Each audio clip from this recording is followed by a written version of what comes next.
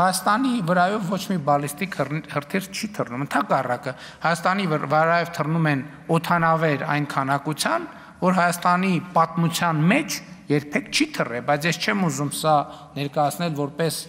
հաջողության պատմություն այս տրամաբանությամբ, բայց ուզում եմ ճշգրտել, որ մեր վրայով բալիստիկ հրթիռներ չեն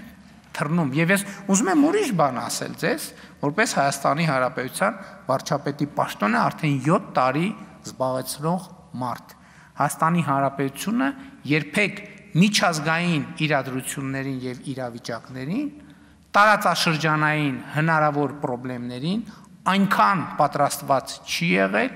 ինչքան պատրաստված է այսօր։ Եվ դրա ամենակարևոր արտահայտությունը այն արտաքին հարաբերություններն են բալանսավորված եւ բալանսավորման արտաքին քաղաքականության արդյունքում, որը մենք ունենք։ Այո, խաղաղության գործընթացի դինամիկան է Ադրբեջանի հետ, այո, Թուրքիայի հետ ակտիվ երկխոսության գործընթացն է,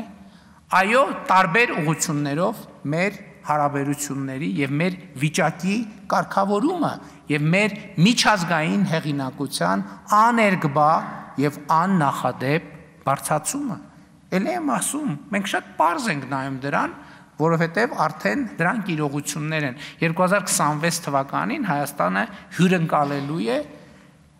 համաշխարհային մակարդակի երկու կարևորագույն իրադարձություններ՝ Եվրոպական քաղաքական համայնքի